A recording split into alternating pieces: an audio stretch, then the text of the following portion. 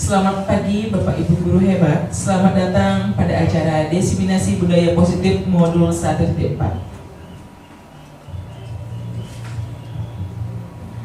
Bapak Ibu Guru hebat, pada kesempatan ini kami dari CGB Angkatan 10 akan melakukan atau melaksanakan Diseminasi Budaya Positif Modul 1.4.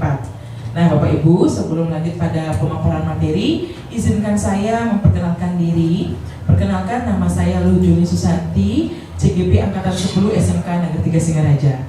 Kemudian rekan saya ada Pak Wayan Tanu, ada Ibu Nia, dan Pak Dewo juga. Bapak Ibu Guru hebat, sebelum lanjut pada materi, marilah kita berdoa sesuai dengan agama dan kepercayaan masing-masing. Berdoa dimulai.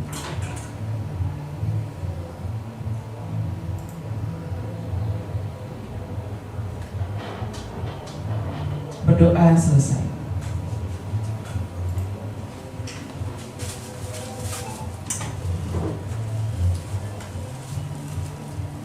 Bapak Ibu Guru hebat, adapun materi yang akan kami paparkan pada hari ini, yang pertama ada budaya positif dan nilai kebajikan yang akan dipaparkan oleh Ibu Nia.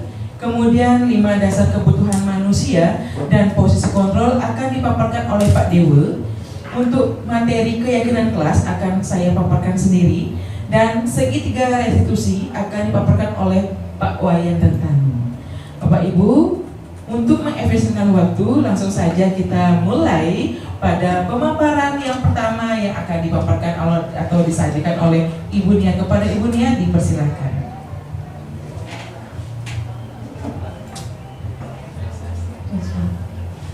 Baik, Bapak Ibu, tegang ya?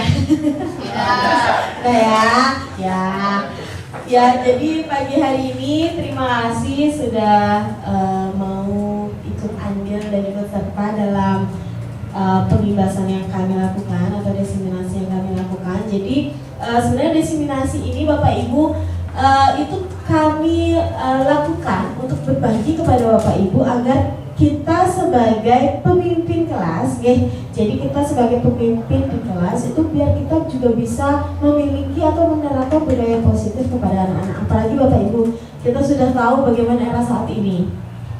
Era di zaman anak-anak yang tidak lagi seperti kita zaman dulu. Taat akan aturan misalnya gitu ya, atau takut pada guru, tapi sekarang kita sudah berbeda budayanya.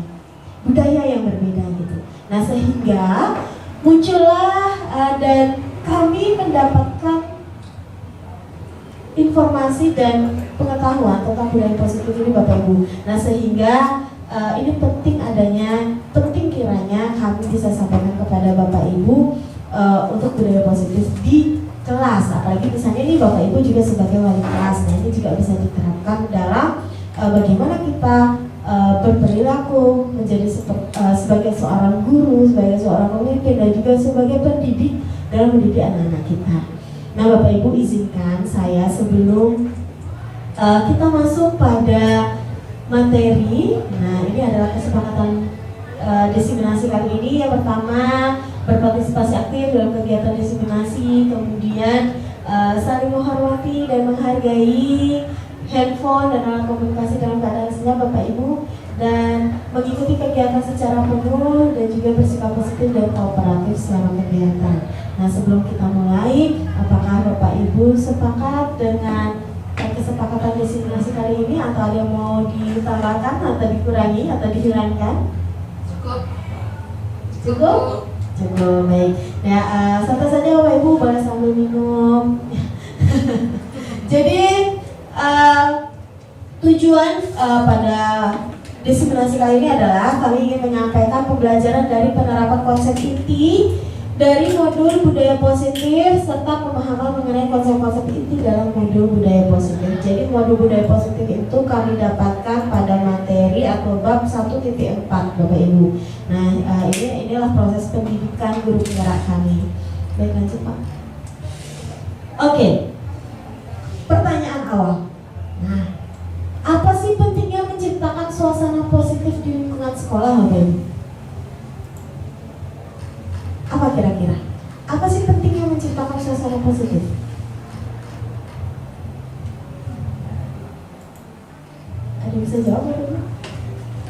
membuat suasana kelas menjadi aman. Oke, membuat suasana kelas menjadi aman. Bu Gita? Memberikan rasa nyaman terhadap siswa. Memberikan rasa nyaman terhadap siswa. Baik, ada lagi? Oke, jadi apa yang sudah disampaikan oleh Bu Yuni dan Bu Gita tadi benar Bapak Ibu. Jadi bagi menciptakan suasana positif di lingkungan sekolah itu sudah katanya positif, berarti kita mengikuti positive vibes gitu loh yang didapatkan di lingkungan sekolah, sehingga adalah timbul kerasa nyamanan. Habis itu adanya tidak ada pembangkangan dari siswa, dan guru juga tidak galak-galak jadinya sama siswa gitu. Nah inilah pentingnya menciptakan suasana positif di lingkungan sekolah. Lanjut Pak. Oke, bagaimana menciptakan suasana positif selama ini di sekolah? Oke, tadi ada menimbulkan rasa nyaman.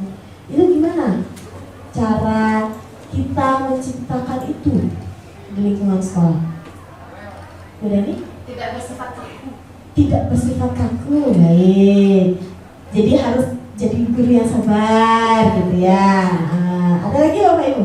Mengajak anak-anak selalu fokus dalam proses belajar. Oke, fokus pada pembelajaran. Baik, ada lagi? Ada lagi tidak? Oke, ada tadi dikatakan sama Bu Dani tidak kaku. Ya. Terus ajak anak-anak fokus gitu. Nah, sehingga kalau misalnya fokus, mereka tidak teralihkan gitu pikirannya ya. Oke, baik. Lagi lanjut Pak. Nah, sebelum kita lanjut Bapak Ibu, jadi dalam budaya positif ini ada paradigma perubahan paradigma belajar yang sudah terjadi di zaman sekarang Bapak Ibu. Nah, di bawah ini adalah paparan Dr. William Glasser dalam kontrol teori untuk meluruskan beberapa miskonsepsi tentang kontrol. Perubahan paradigma teori kontrol atau ilusi kontrol itu yang pertama adalah ilusi guru mengontrol murid. Kemudian ilusi bahwa semua penguatan positif efektif dan bermanfaat. Kemudian ilusi bahwa kritik dan membuat orang merasa bersalah dapat menguatkan karakter. Dan juga ilusi bahwa orang dewasa memiliki hak untuk memaksa. Ilusi Bapak Ibu. Ya, di sini ditekankan bahwa ilusi. Ilusi itu apa sih? Khayalan atau apa yang kita pikirkan itu kemungkinan terjadi. Betul. Ilusi bahwa kita harus mengontrol murid gitu. Kontrol muridnya gitu. Itu ilusi Bapak Ibu. Tapi tidak ketika ilusi itu mungkinkah tidak terjadi? Mungkin. Karena itu hanya bayangan kita. Nah, bagaimana seseorang bisa berubah dari paradigma stimulus respon kepada pendekatan teori kontrol tadi? Nah, bila kita ingin membuat kemajuan perlahan, sedikit-sedikit, ubahlah sikap atau perilaku Anda. Namun, bila kita ingin memperbaiki cara-cara utama kita, maka kita perlu mengubah kerangka acuan kita. Ubahlah bagaimana Anda melihat dunia, bagaimana Anda berpikir tentang manusia. Ubahlah paradigma Anda, skema pemahaman dan penjelasan aspek-aspek tertentu tentang realitas. Ubah Bapak Ibu. Sekarang itu di posisi ini atau di budaya positif ini, kita harus memperilakukan, kita harus berpikir bagaimana sih cara kita agar bisa memanusiakan anak-anak kita. Perlakukan anak-anak kita sebagai manusia, Bapak Ibu. Ya, bukan kita itu meminta anak-anak untuk melakukan apa yang kita mau. Tapi kita harus sepakati sama anak kita. Jadi tidak ada keegoisan di sana. Kita harus mengontrol itu Bapak Ibu. Nah, perubahan paradigma stimulus respon menjadi teori kontrol. Nah, teori stimulus respon itu yang pertama adalah realitas kebutuhan kita sama. Tapi kalau di teori kontrol, realitas atau kebutuhan kita berbeda. Kebutuhan anak-anak beda, kebutuhan guru beda, tidak sama. Kemudian semua orang melihat hal yang sama, tapi dalam teori kontrol setiap orang memiliki gambaran berbeda. Ingat Bapak Ibu, anak kita itu sifatnya unik, berbeda. Kemudian kita mencoba mengubah orang agar berpandangan sama dengan kita, itu direspon. Tapi kalau dikontrol, kita berusaha memahami pandangan orang lain tentang dunia. Kemudian perilaku buruk dilihat sebagai suatu kesalahan, tapi teori kontrol semua perilaku memiliki tujuan. Kemudian orang lain bisa mengontrol saya, hanya Anda yang bisa mengontrol diri Anda. Saya bisa mengontrol orang lain, Anda tidak bisa mengontrol orang lain. Pemaksaan ada pada saat bujukan gagal. Kolaborasi dan konsensus menciptakan pilihan-pilihan baru. Nah, sehingga di teori stimulus respon ini Bapak Ibu, yang terjadi adalah model berpikir menang atau kalah. Siapa yang menang, siapa yang kalah? Yang menang guru atau siswa? Atau yang kalah guru atau siswa? Tapi kalau di teori kontrol, model berpikir menang-menang. Tidak ada keegoisan di sana Bapak Ibu. Jadi, ayo kita coba pahami sekarang tentang teori kontrol kita Bapak Ibu.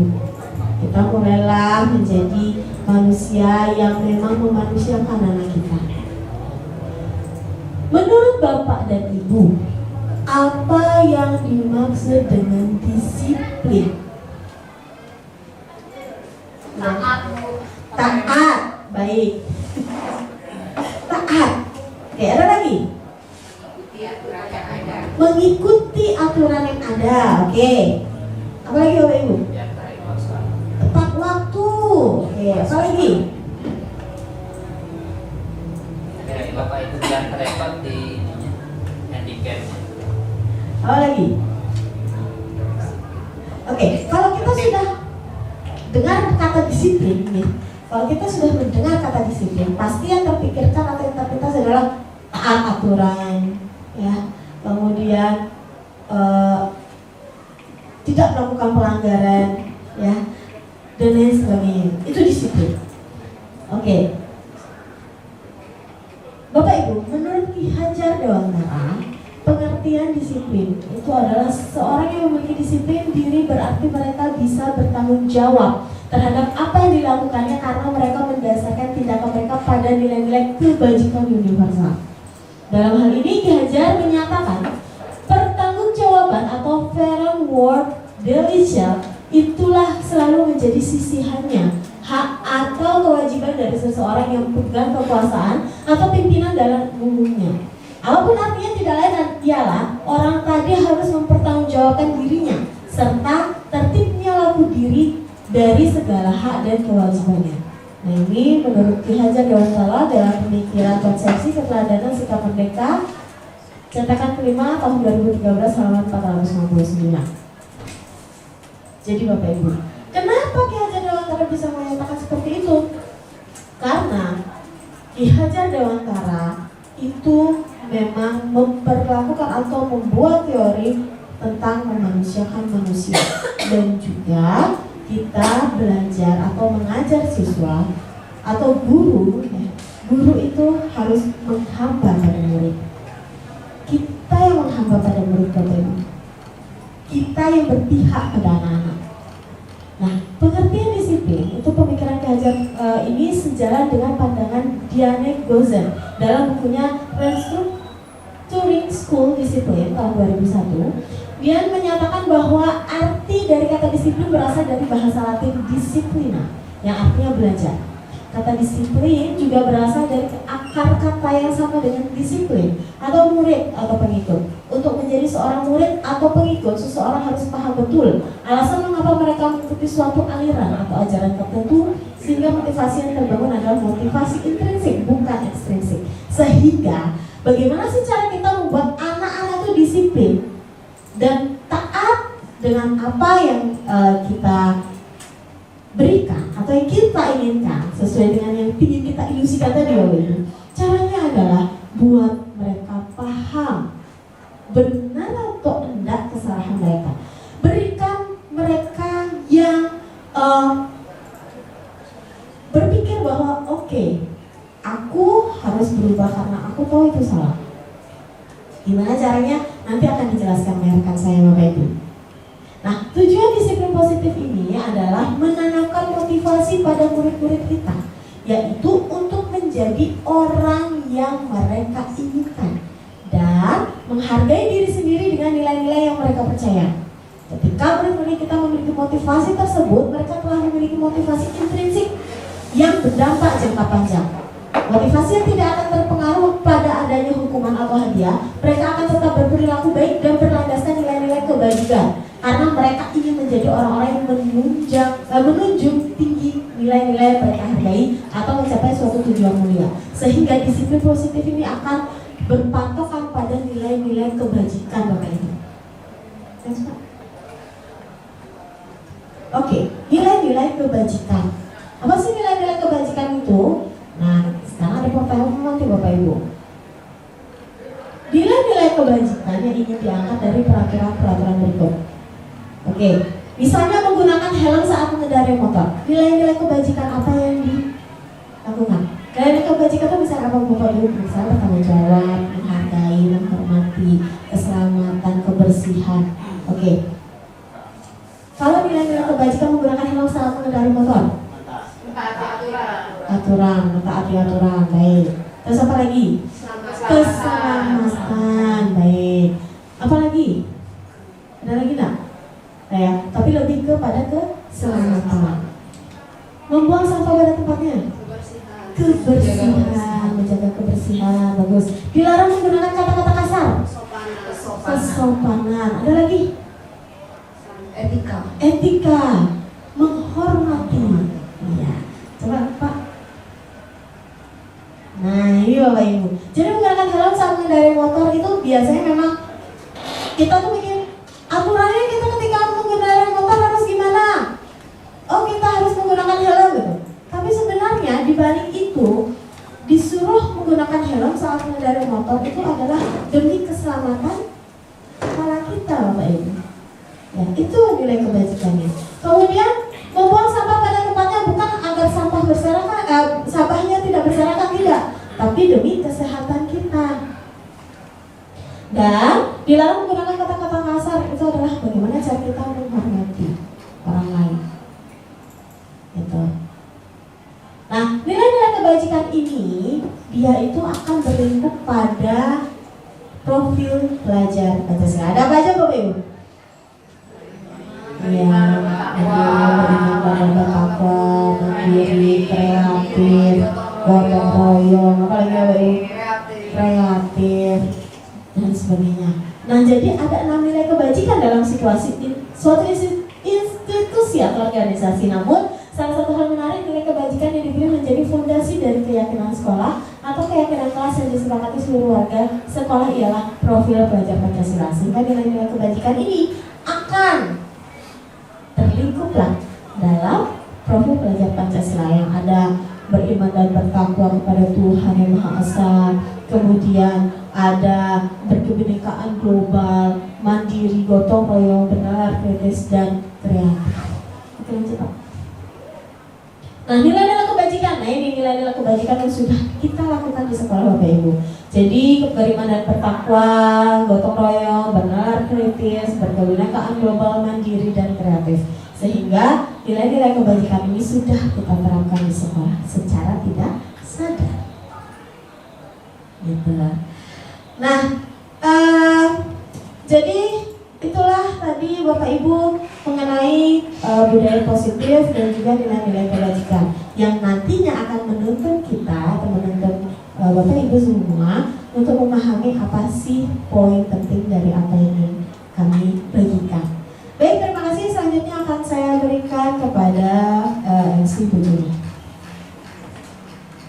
Baik, terima kasih Bu Niar. Nampaknya peserta luar biasa sekali ya aktifnya. Tepuk tangan untuk kita semua. Baik, Bapak Ibu masih semangat? Semangat. Ya, materinya sangat menarik Bapak Ibu ya. Sangat-sangat menarik. Tadi saya menyimak penjelasan dari Bu Niar sampai lupa waktu ya Bapak Ibu ya. Kemudian melihat respon dari Bapak Ibu juga luar biasa. Baik Bapak Ibu, itulah tadi pemaparan materi dari Bu Niar. Nah, untuk materi selanjutnya akan dipaparkan oleh rekan saya Pak Dewe kepada Pak Dewe persilakan.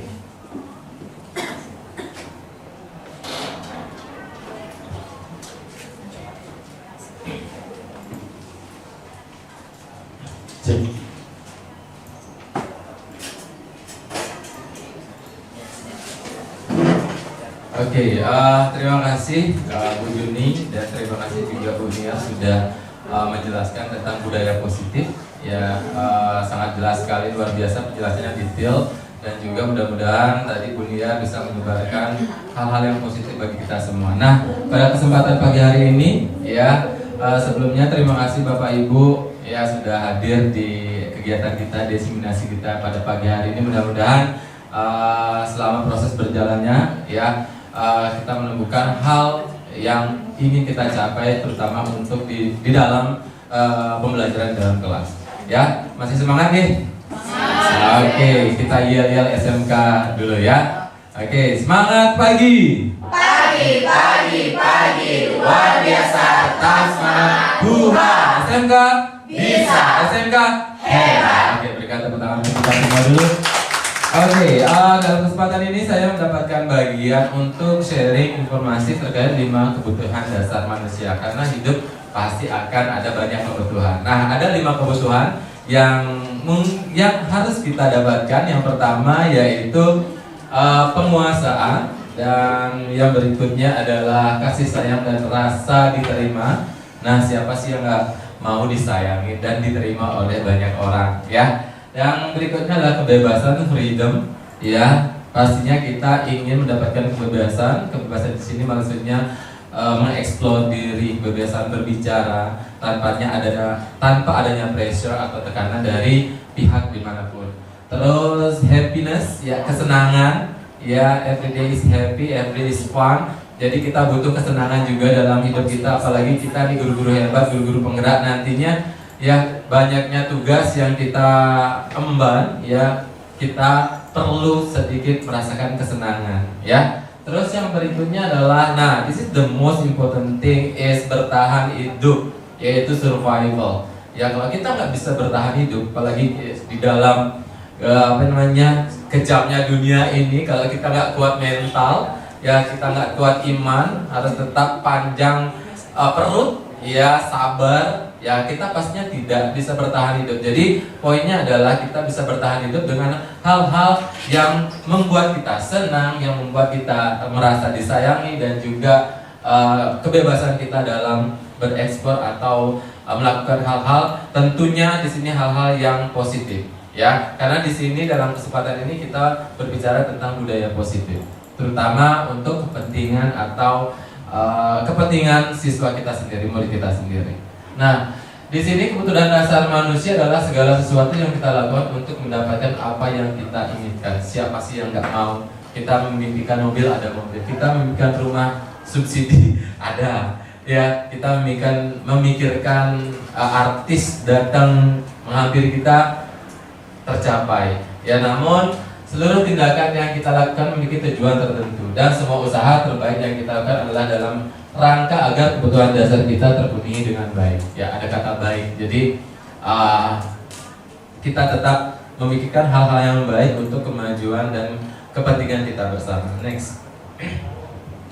Nah, tadi sudah sedikit dijelaskan tentang kebutuhan dasar manusia. Ada 5, yaitu bertahan hidup dengan cara makanan, ya pakaian, tempat tinggal, keamanan, dan kesehatan. Tentunya Bapak Ibu pasti menginginkan semua itu tercapai ya, untuk bertahan hidup, dan makanan dan lain-lain. Nah, kasih sayang dan rasa diterima itu maksudnya rasa kepedulian antar sama, berbagi, sharing informasi seperti apa yang sudah kita lakukan.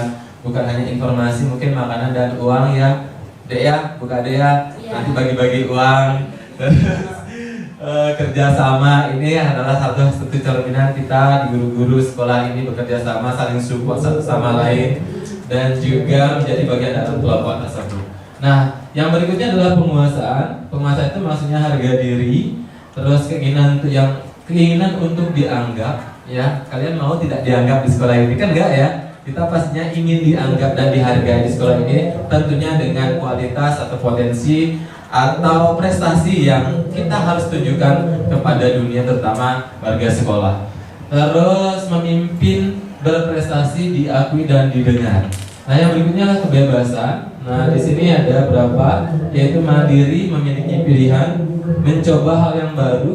Nah, Nah ini tentunya di grup penggerak kita selalu ditekankan untuk mencoba hal-hal yang baru. Ini adalah salah satu juga hal yang baru, melakukan diseminasi atau sosialisasi terkait dengan budaya positif, posisi kontrol, segitiga, restitusi dan lain-lain. Aget sing hitam tuh. Ya. Kemarin saya sempat meleset juga. Ya. Oke. Belum. Yang last but not least, kesenangan ya. Nah seperti tadi kita bisa ketawa, bermain, humor ya. Hadapi hidup dengan senyuman. Terus antusias dan tertawa ya. Mau tertawa? Mau. Ingin ya. Iya, Tapi hutangnya banyak ya setelah tertawa. Ya ingat lagi gitu. Tapi kita kelihatan cerah, kita kelihatan, dan jika kita tetap bersenang-senang dan tertawa ya. Oke, next Pak Lurah.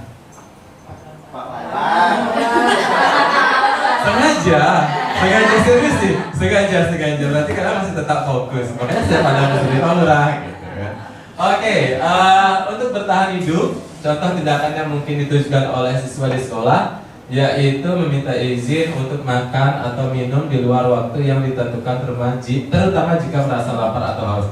Ya, ada Bapak Ibu guru di sini yang kejam terhadap siswanya jika ingin makan atau minum, Bapak Ibu melarang? Tidak ada. Ya, tidak ada. Yang jelas dia sudah melakukan izin dulu. Ya, kita nggak tega karena kalau perut sudah terisi, minum sudah terisi, tidak dehidrasi, pasti pembelajaran akan lancar. Ya, mencari tempat yang aman dan nyaman di dalam atau di sekitar sekolah untuk merasa terlindungi. Jelas karena di sini sekolahnya besar, banyak tempat-tempat yang bisa kita manfaatkan untuk menciptakan suasana belajar yang aman dan nyaman. Terus menghindari situasi yang dianggap berbahaya atau mengancam keselamatan seperti perkelahian atau aktivitas fisik yang terlalu berat. Ya, nah hal ini sudah kita terus tekankan kepada siswa agar tidak melakukan hal-hal yang seperti ini, seperti perkelahian dan aktivitas fisik yang bisa merugikan kita semua.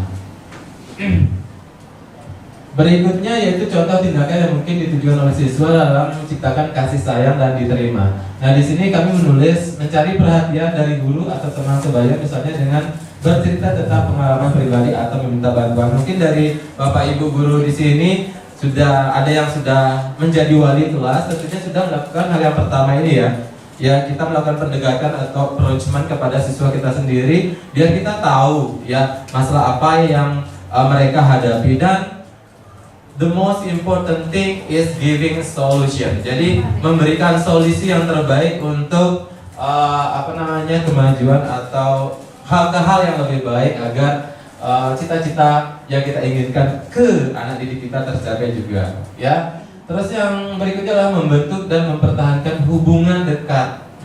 Nah ini ya, ayo kita sama-sama menciptakan hubungan yang dekat kepada siswa kita agar apa? Agar apa Bapak Ibu? Agar terjalin hubungan yang harmonis antara guru dan siswa ya, harmonis ya. Ya jangan ada yang lebih lagi, itu lain halnya ya. Oke, yang berikutnya menunjukkan tindakan kasih sayang. Ini sama aja ya, hal-hal yang love ya, kita memberikan cinta dan lain-lain biar nanti anak didik kita merasa nyaman dengan kita. Next Pak Lurah, Pak Wayan. Contoh tindakan yang mungkin ditujukan oleh siswa di sekolah yaitu penguasaan. Nah di sini berusaha keras untuk mendapatkan nilai yang baik atau penghargaan dalam akademik dan ekstrakurikuler. Kadang-kadang kita perlu penghargaan juga ya,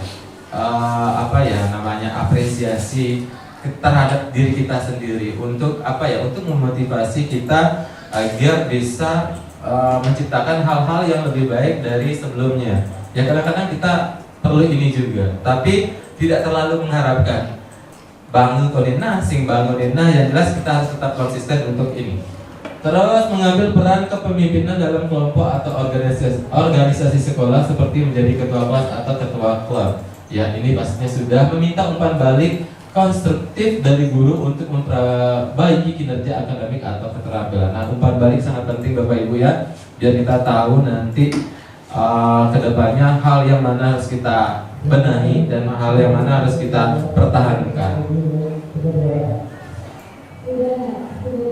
Nah, kebebasan di sini yaitu meminta izin untuk memilih topik, proyek atau metode belajar yang sesuai dengan minat dan gaya belajar. Tadi Bu Nia sempat menjelaskan tentang everyone is unique. Jadi setiap orang itu adalah diciptakan untuk unik, ya, berbeda. Jadi kita harus bisa. Kemarin kita sudah menuju ke modul 2.1 ya, teman-teman ya. Kegiatan pembelajaran berdiferensiasi, mungkin ini masuk ke situ juga, ya. Memilih topik yang berbeda atau metode-metode belajar yang berbeda di setiap siswanya. Nah, kita harus bisa mengetahui karakteristik masing-masing.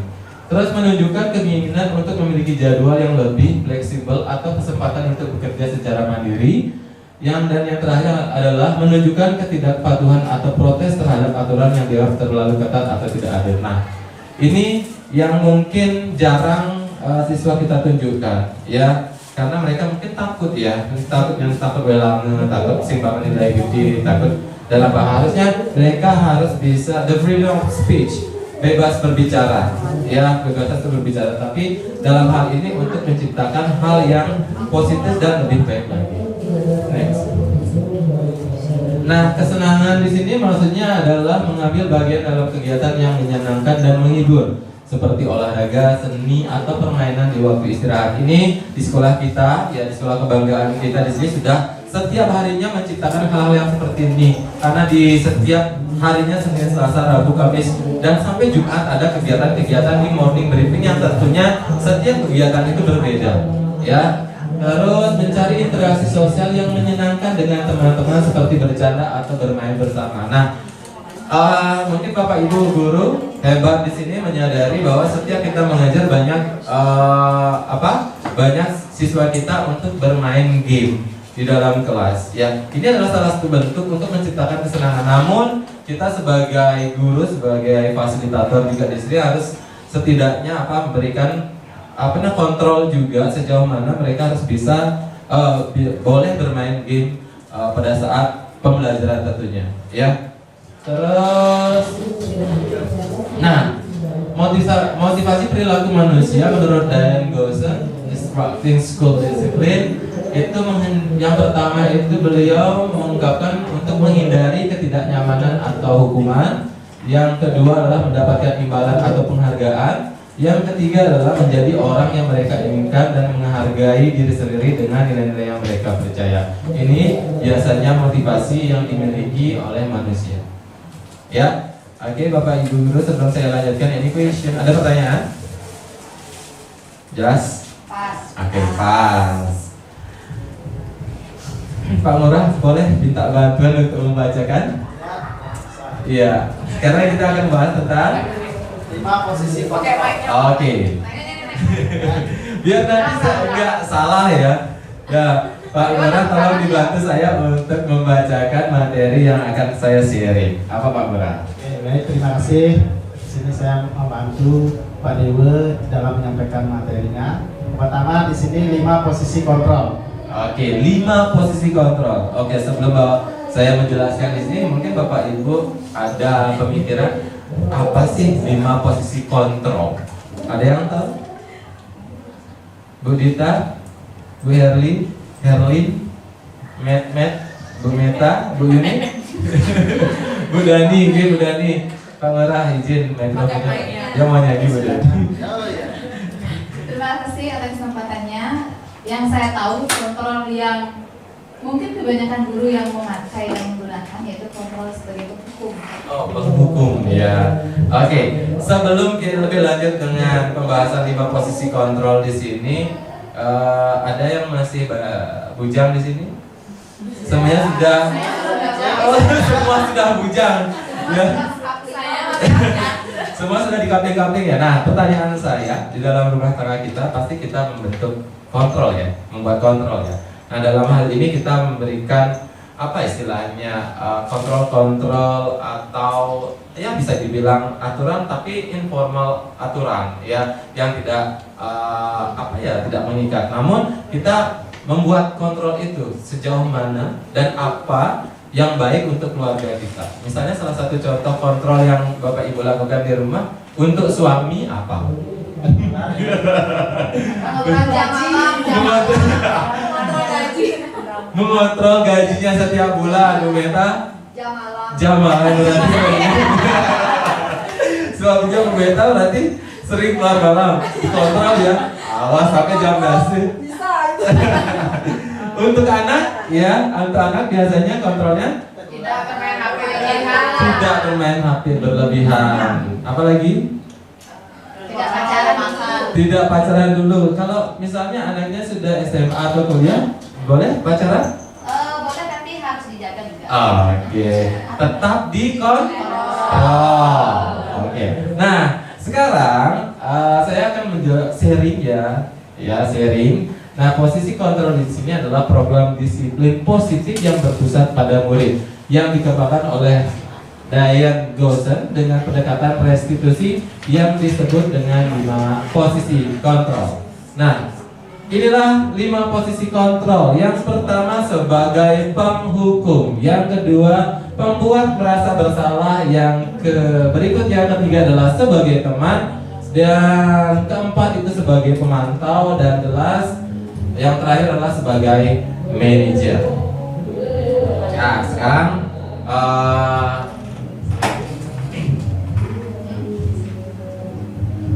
oke, sebelum ke sini mungkin ke videonya ada Pak Rentano. Ya, ke video nanti saya jelaskan sedikit di sini. Sekarang Bapak Ibu menonton video. Sekarang anggap Bapak Ibu sebagai guru ya pada saat menonton video ini. Di posisi manakah Bapak Ibu sekarang setelah kalian menonton video? Tayangan video berikutnya.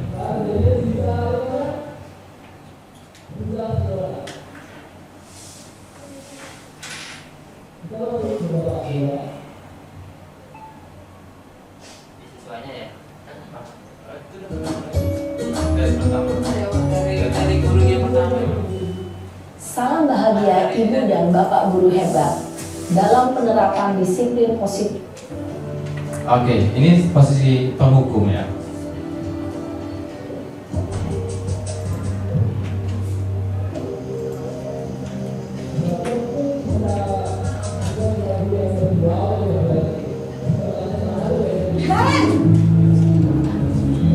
Sini kamu. Selalu terlambat. Kamu deh pasti terlambat. Aku, saya. Apa? Apa coba? Alasan kamu apa lagi? Kapan sih kamu tidak terlambat? Malas sekali ya kamu jadi anak. Saya. Dasar pemalas. Gak kapok-kapok sih kamu. Sudah berapa kali terlambat? Sana, kamu keliling lapangan basket 2 kali.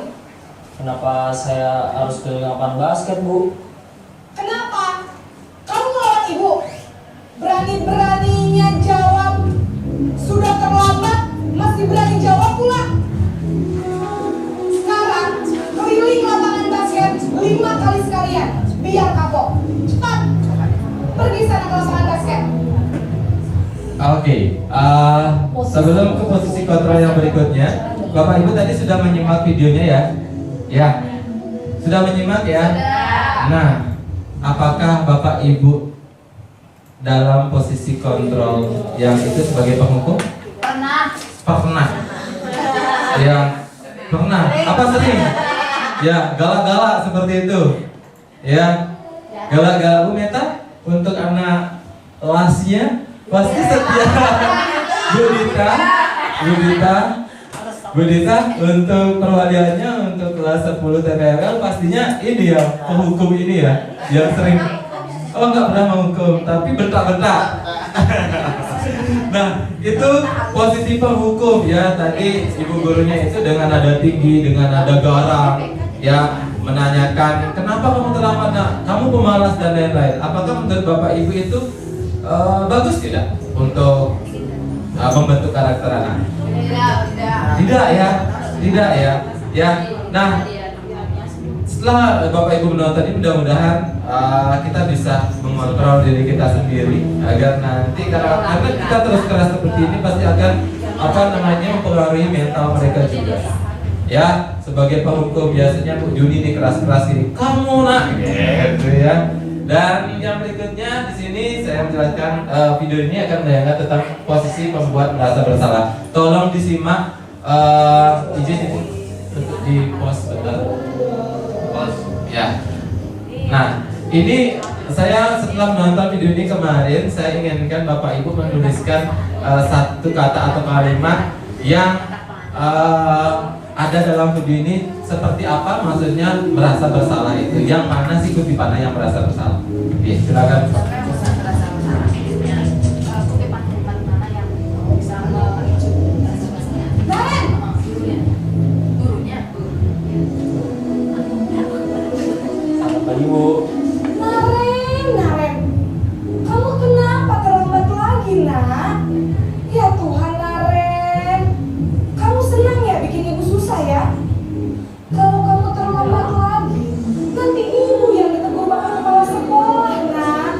Disangka ibu tidak bisa membina kamu.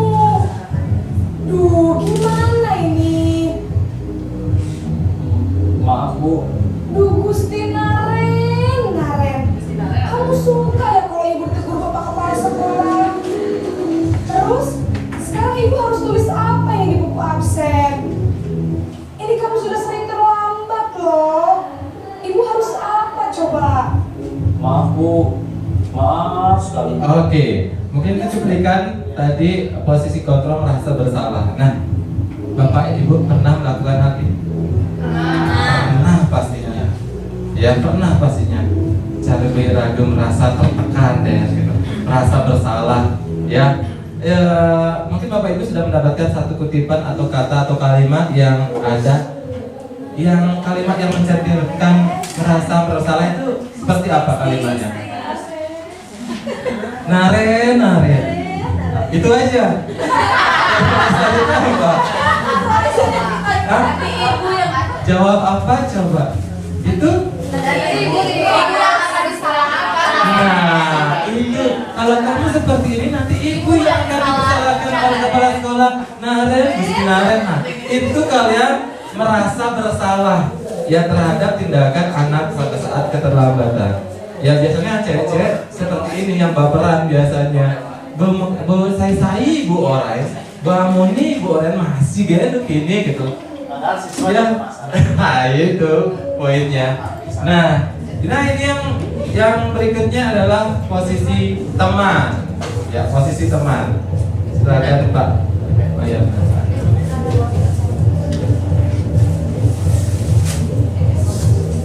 Tolong disimak sebentar Bapak Ibu. Sebagai teman ya nih.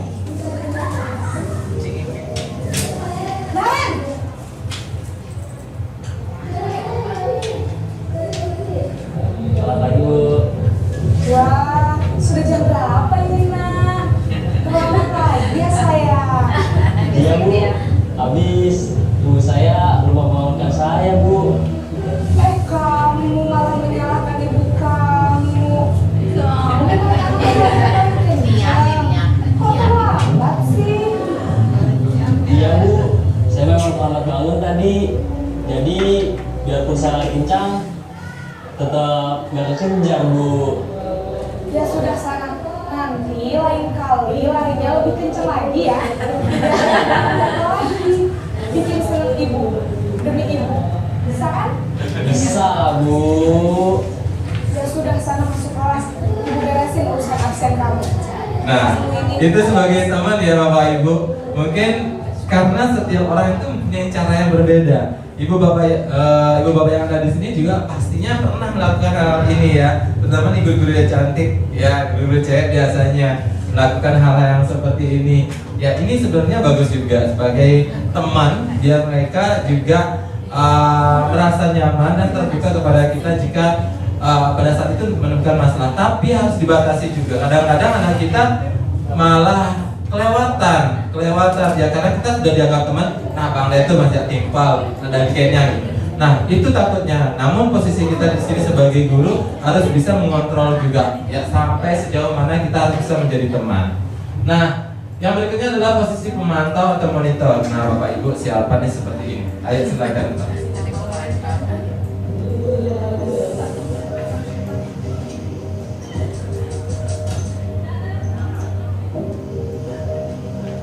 Naren,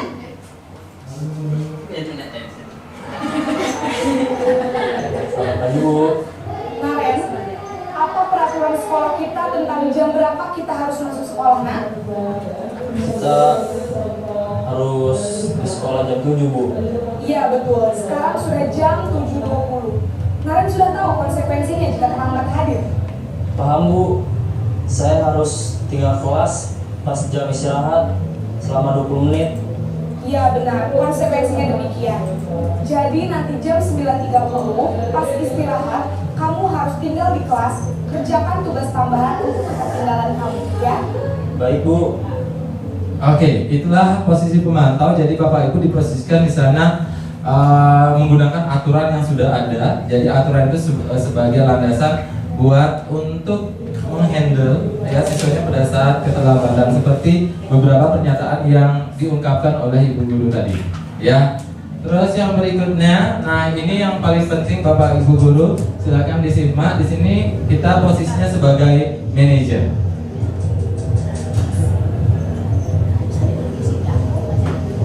Naren!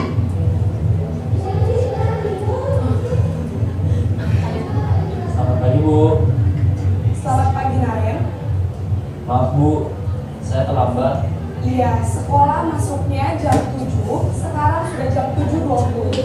Jadi sekarang bagaimana nih Naren? Maaf Bu, saya lupa alarm saya semalam. Baiklah, menurut kamu, keyakinan sekolah yang mana yang perlu kamu tingkatkan? Menghargai diri sendiri dan orang lain mungkin ya Bu. Setuju. Jadi, apakah Naren meyakini prinsip saling menghormati tersebut?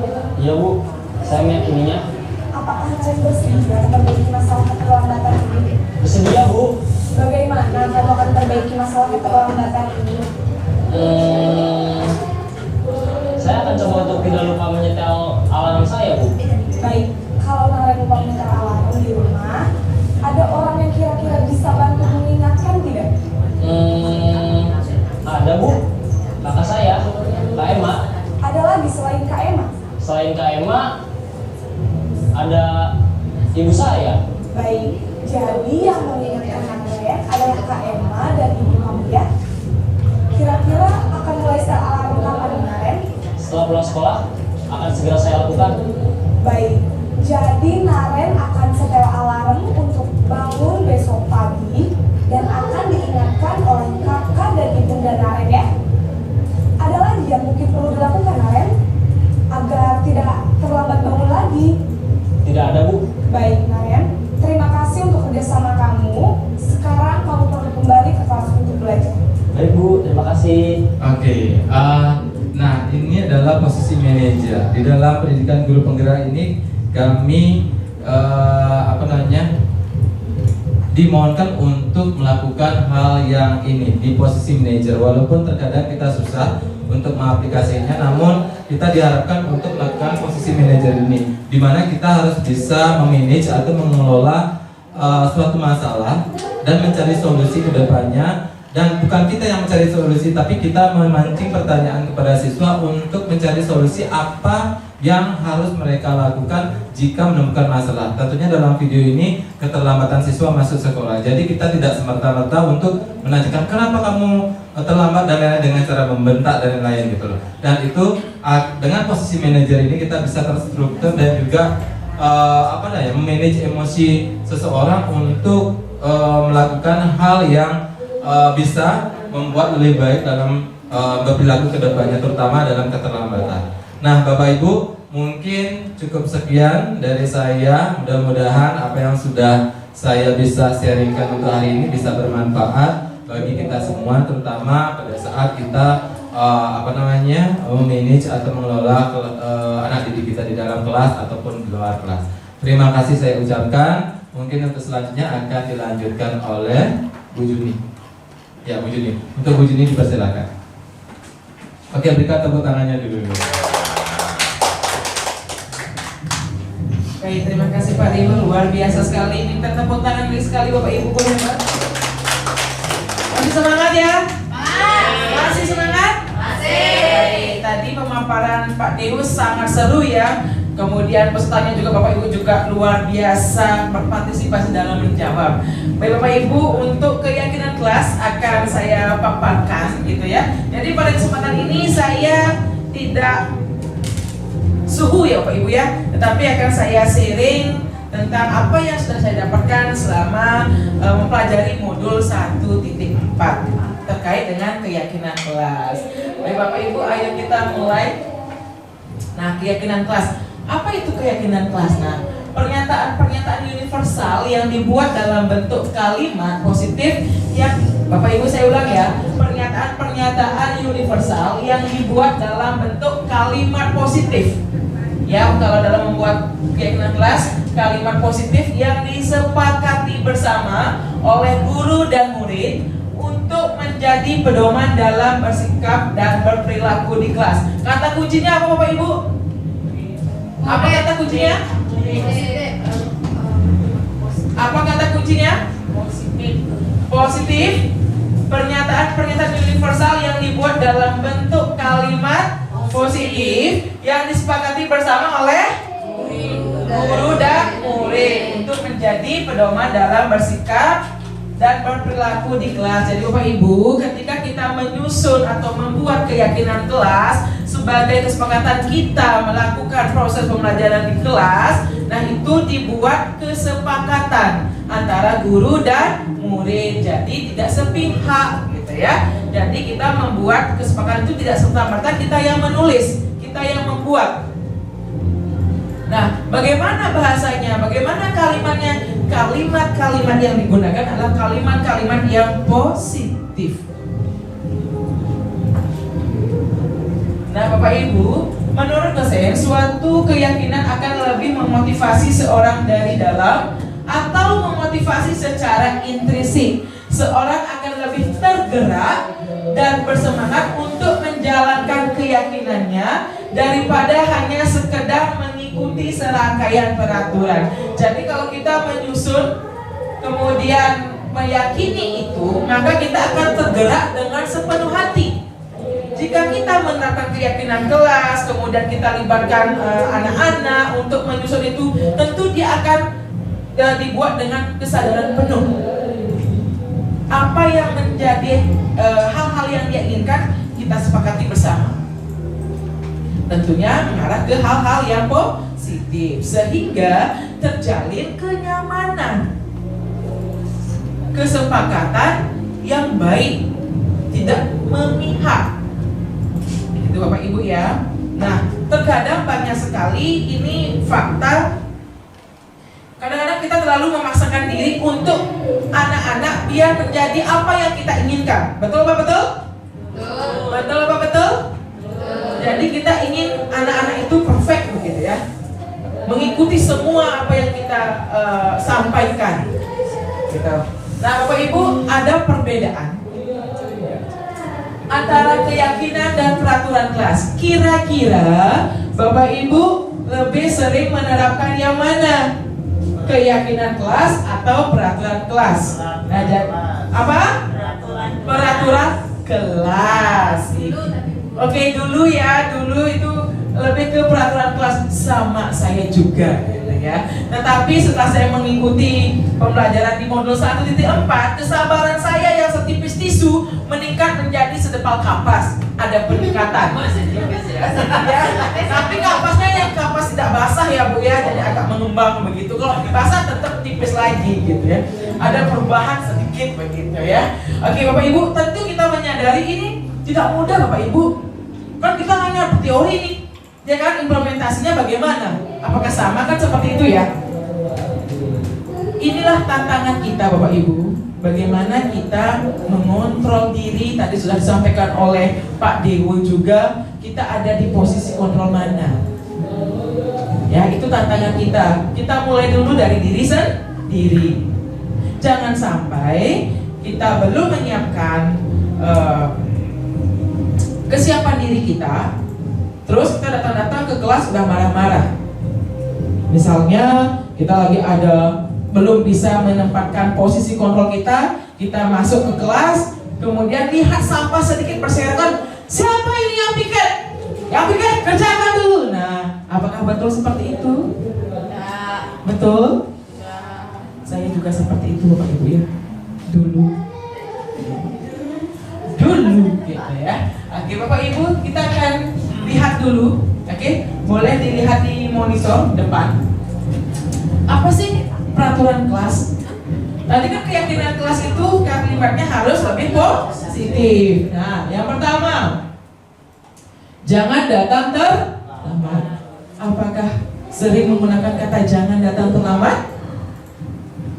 Sering Bapak Ibu? Sering. Kemudian yang kedua, jangan membuang sampah sembarangan. Tidak boleh berbicara sembarangan. Tidak boleh tidur di kelas. Tidak boleh bermain HP. Tidak boleh makan di kelas. Tidak boleh merokok. Tidak boleh berkelahi. Tidak boleh membuli teman atau guru. Dan harus mengulang tugas tepat waktu.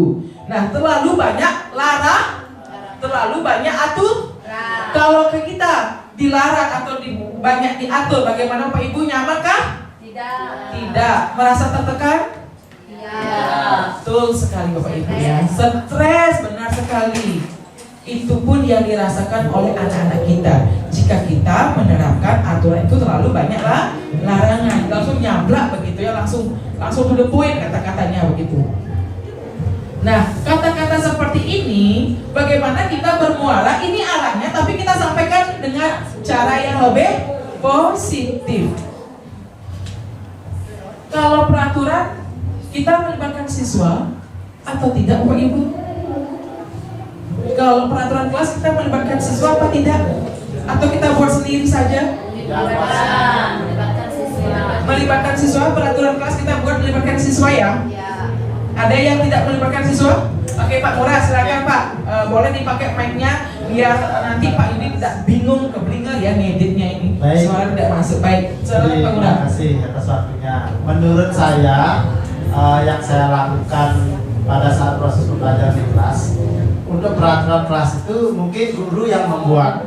Guru yang membuat, nanti siswa hanya setuju atau tidak, mungkin seperti itu. Itu dulu peraturan. Ya.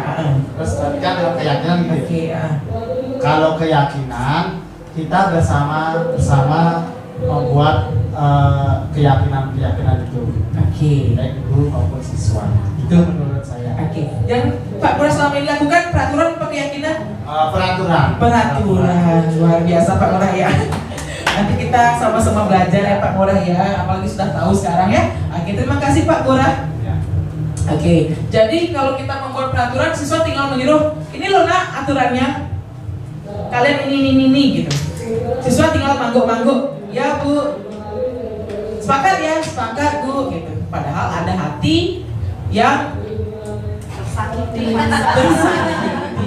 tertekan ya, merasa tidak adil ya, gitu.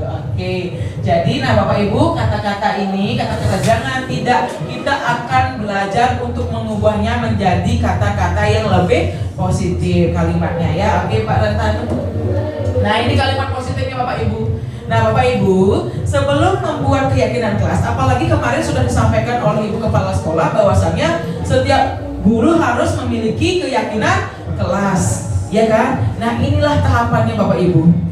Oke, karena ini sangat penting untuk nanti ke depannya, mohon disimak, mari kita bersama-sama sharing begitu ya, terkait apa yang harus kita lakukan, apa yang harus dibuat ketika menyusun keyakinan kelas.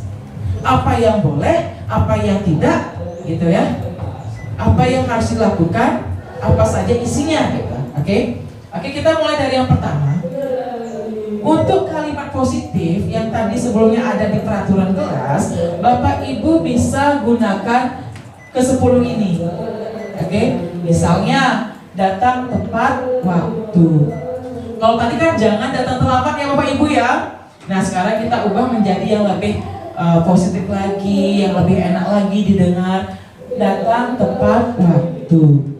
Kemudian yang kedua, membuang sampah pada tempatnya. Kalau tadi kan jangan membuang sampah. Nah sekarang membuang sampah pada tempatnya. Berbicara dengan sopan. Kemudian yang keempat, berpartisipasi aktif dalam pembelajaran. Kalau tadi kan jangan tidur di kelas. Nah sekarang kita gunakan berpartisipasi aktif dalam pembelajaran. Menggunakan HP ketika diperlukan, makan saat jam istirahat, kemudian menjaga kesehatan. Kalau tadi kan jangan merokok gitu kan, kita ubah nih, kita gunakan menjaga kesehatan.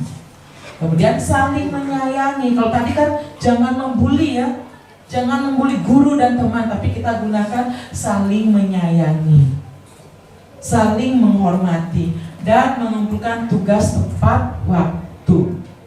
Itu Bapak Ibu, beda ya Bapak Ibu ya? Kesannya beda kan? Beda kan? Lebih halus kan?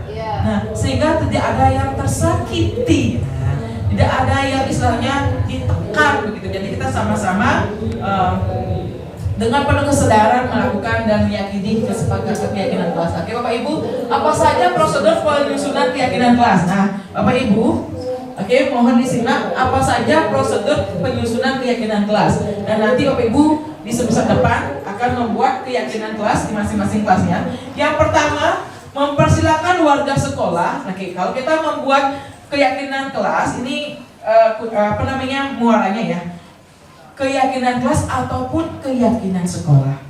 Kita lakukan yang pertama, mempersilakan warga sekolah atau murid-murid di sekolah atau di kelas untuk bercurah pendapat tentang peraturan yang perlu disepakati di sekolah atau di kelas. Jadi kita melibatkan Bapak Ibu ya, mempersilakan warga sekolah, khususnya kita di kelas berarti siswa. Kita mempersilakan siswa untuk mencurahkan pendapat, untuk menyampaikan pendapat apa sih yang harus kita lakukan gitu kan. Kemudian yang kedua, mencatat semua masukan-masukan para murid atau warga sekolah di papan tulis atau di kertas besar. Nah Bapak Ibu boleh menulisnya melalui di papan tulis, boleh dicatat apa yang harus kita lakukan, apa-apa saja gitu kan, masukan-masukan dari siswa. Kemudian yang ketiga, mengganti kalimat-kalimat negatif menjadi positif yang tadi. Terus keempat, tinjau ulang keyakinan sekolah atau kelas secara bersama-sama. Setelah ditulis, nah kita rangkum, nah yang mana nih kita tinjau kembali, yang mana yang harus diterapkan, yang mana yang harus kita yakini gitu. Lanjut, semua warga kelas dipersilakan meninjau ulang dan menyetujuinya dengan mendandatangani keyakinan sekolah atau kelas tersebut, termasuk guru dan semua warga sekolah atau murid. Jadi Bapak Ibu, untuk meyakinkan dan memperkuat harus ada tanda tangan.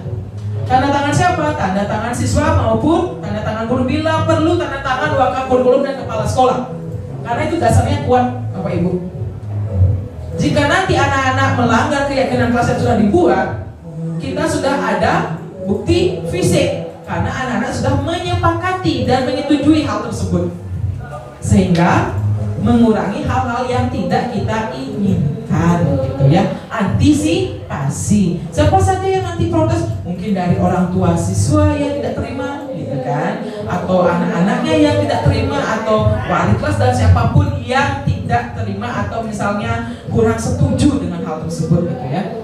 Oke, yang terakhir, keyakinan sekolah atau kelas lainnya bisa dilekatkan di dinding kelas. Nah Bapak Ibu boleh, nanti kalau misalnya kelasnya pindah-pindah, boleh deh dibuatkan di poster, ya kan? Kemudian dicetak, atau nanti di-share di grup kelas. Baik, lanjut Pak. Nah Bapak Ibu, ini adalah contoh keyakinan kelas dari 11 TKL 2. Ini adalah contoh keyakinan kelas yang telah kita sepakati di kelas 11 TKL 2. Saya gunakan poster di Canva Bapak Ibu, ya, jadi biar terlihat menarik. Nah, apa yang sudah kita susun, kita sepakati bersama dengan anak-anak, gitu ya. Kita buat fleksibel. Kita tekankan lagi, contoh disiplin. Berarti anak-anak harus disiplin. Baik itu disiplin waktu, ya. Kemudian disiplin mengumpulkan tugas yang berkaitan dengan kedisiplinan, pakaian, aksesoris, semuanya ya. Kemudian kebersamaan. Tidak ada yang kerja sendiri-sendiri atau dikit-dikit gitu kan. Kita tahu anak-anak kalau Bu saya nggak mau dicontek Bu, ini nggak boleh ditanya Bu, saya nggak dikasih tahu Bu gitu. Ada apa-apa kemudian kebersihan di kelas kurang baik, siapa yang piket itu aja. Mari kita bersama-sama terapkan, tidak hanya guru, tidak hanya siswa yang piket yang punya tanggung jawabnya, tapi siapa? Seluruh siswa satu kelas itu punya tanggung jawabnya Bapak Ibu ya. Namanya gak bersama. Misalnya kalau di kelas kita ada anak-anak yang berkebutuhan khusus, bagaimana kita terapkan itu kepada anak biar saling merangkul, gitu ya. Lanjut ke kesehatan dan kebersihan yang tadi Bapak Ibu ya. Jangan merokok tadi kan. Nah, ini dia jaga kesehatan, kemudian kebersihan dan keamanan, kenyamanan. Itu yang mana Bapak Ibu? Stop bullying ya. Jadi keamanan dan kenyamanan. Kita tidak boleh membuli gitu kan. Yang tadi kan saling menghormati, saling menyayangi gitu. Kemudian bertanggung jawab terhadap apapun termasuk hal-hal kecil yang dampaknya besar nanti. Gitu kan? Lanjut ke empati Bapak Ibu. Jika Bapak Ibu menemukan anak-anak kita yang misalnya ada masalah, kita bisa menjadi teman, kemudian kita menjadi penuntun sebagai fasilitator untuk anak-anak, dan itu juga bisa dilakukan oleh anak-anak kita Bapak Ibu. Misalnya teman-temannya ada masalah gitu ya, bisa saling curhat. Gitu ya. Kita lanjut ya Bapak Ibu ya. Terus kerja sama tadi. Ya, jadi itu salah satu contoh Bapak Ibu keyakinan kelas yang dapat dibuat atau diterapkan nanti ketika Bapak Ibu membuat keyakinan kelas di kelasnya masing-masing. Oke, lanjut Pak Yan. Sampai di sini sudah ada bayangan Bapak Ibu ya? Sudah ada bayangan untuk menyusun keyakinan kelas ke depannya? Ya, oke Pak Ngurah silakan. Pakai mic-nya Pak Ngurah. Sekarang sudah paham, berarti kita harus membuat keyakinan kelas. Betul. Dibuat oleh siswa dan Guru. Oke. Itu dibuat oleh siswa dan guru. Berarti setiap guru itu mempunyai nanti membuat keyakinan kelas juga. Iya. Apa satu aja, misalkan kelas DKP misalkan. Saya di sana mengajar membuat keyakinan kelas bersama anak-anak. Terus guru yang lain mengajar membuat juga. Tetap membuat juga apa itu dijadikan satu, karena di sini dibuat oleh siswa dan guru. Kalau seandainya siswa berarti cukup satu aja membuat, karena guru berbeda-beda keyakinan yang kita buat. Seperti itu Mas. Oke, ya. Baik, terima kasih Pak Muras, luar biasa sekali. Berikan tepuk tangan dulu untuk Pak Muras. Jadi karena ada pertanyaan tentu sudah menyimak dengan baik, ya kan? Ada pertanyaan, ada kebingungan, berarti menyimak dengan baik. Baik, terima kasih pertanyaannya Pak Murah, luar biasa sekali pertanyaannya. Apakah semua guru harus membuat keyakinan kelas di kelas yang berbeda, di kelas yang sama? Kan begitu Pak Ibu ya. Nah, misalnya saya mengajar di listrik sama dengan Pak Dewa. Apakah keyakinan kelas saya juga digunakan oleh Pak Dewa? Kan begitu kan? Ya. Jadi setiap guru kan mempunyai style dan caranya yang berbeda, kan begitu kan Bapak Ibu ya. Dan setiap siswa juga memiliki kesenangan yang berbeda terhadap guru itu, kan begitu. Punya rasa tertarik yang berbeda. Misalnya kalau saya dengan Pak Dewa, belum tentu anak-anak itu memiliki kesenangan yang sama antara saya dan Pak Dewa. Nah, sebaiknya Pak Murah ya, sebaiknya Bapak Ibu guru, setiap guru memiliki keyakinan kelas yang berbeda di kelas yang sama. Misalnya saya belum tentu, ini kalau di sekolah pasti kita sepakati bersama hanya satu kan Bapak Ibu ya. Kalau di sekolah ini, kalau ruang lingkup sekolah kan satu aja, nggak mungkin banyak kan. Tapi kalau di kelas itu kalau bisa setiap guru memiliki keyakinan kelas yang berbeda di kelas yang sama. Itu meskipun pada intinya sama. Gitu. Pada intinya sama, pasti ruang lingkupnya adalah untuk kebersamaan, kemudian hal-hal yang positif begitu. Ya Pak Murah ya. Jadi kalau bisa itu dibuat berbeda. Karena kita tidak tahu kebutuhan anak dengan guru satu dengan yang lainnya kan berbeda. Kita tidak bisa memaksakan anak-anak biar meyakini kelas, membuat keyakinan kelas sama dengan Pak Dewa. Kan nanti bisa Pak Dewa nggak terima. Saya nggak gitu loh, gitu kan, ya kan? kok punyanya Bu Juni dipakai, saya punya yang berbeda nih gitu. Arahnya kemana begitu. Jadi disesuaikan. Sampai di sini bisa Pak Murah? Oke. Yang lain bagaimana Bapak Ibu? Ada hal yang ditanyakan atau saran pendapat? Kalau saya begini Bu, lebih baik begini Bu. Ah, boleh Bapak Ibu. Ada? Sebelum kita lanjut, pas? Oke. Jadi kesimpulannya adalah yang pertama, menggali peraturan-peraturan yang perlu disepakati kelas. Kedua, mengubah peraturan-peraturan yang sudah dibuat menjadi kalimat positif. Ingat Bapak Ibu ya, kurangi menggunakan kata jangan dan tidak. Mari kita sama-sama memilih kata atau diksi yang mengarah ke kalimat positif. Tiga, menyarikan peraturan-peraturan yang sudah dibuat menjadi nilai-nilai kebajikan. Nah, ini muaranya pada materi yang sudah dipaparkan tadi oleh Bu Nian. Jadi nilai-nilai kebajikan yang harus dimiliki oleh siswa yang tampak di sana. Kemudian kegiatan pendalaman keyakinan kelas tampak seperti atau tidak seperti. Nah, apa sih maksudnya kegiatan pendalaman keyakinan kelas tampak seperti tidak seperti? Contoh, ada dua tampak dan tidak tampak. Bapak Ibu, yang mana sih contohnya? Gitu. Datang tepat waktu. Itu tampak kan Bapak Ibu? Tampak kan? Iya. Terlihat kan? Terlihat. Kita bisa amati, kita bisa lihat langsung gitu artinya Bapak Ibu ya. Kemudian oke, saya percepat ya Bapak Ibu ya karena durasi. Oke, kegiatan pendalaman keyakinan kelas, tugas saya dan tugas kamu. Apa tugas saya, apa tugas kamu? Berarti ini muaranya adalah peran guru dan peran siswa. Coba saya ingin dari Bapak Ibu, apa sih tugas kita sebagai guru? Dua saja dari Bapak Ibu yang berbeda, gitu ya. Ayo, tugas kita sebagai guru. Jangan sampai kita sudah jadi guru tidak tahu. Oke, Bu Dani silakan pakai mic-nya Bu Dani. Mic-nya mana? Oke. Terima kasih Bu Juni. Satu tugas kita adalah membimbing siswa. Oke, betul sekali membimbing siswa. Kedua, oke. Oke, Pak Murah sudah datang tadi nih, yang belum. Oke dari Bu Meta. Apa Bu Meta tugas kita sebagai guru? Menjadi fasilitator. Menjadi fasilitator. Ya, ketika siswa mengalami kendala baik itu dalam proses pembelajaran ataupun di luar pembelajaran, kita wajib menjadi fasilitator, membimbing siswa luar biasa. Baik, oke, jadi sudah tahu ya tugas kita.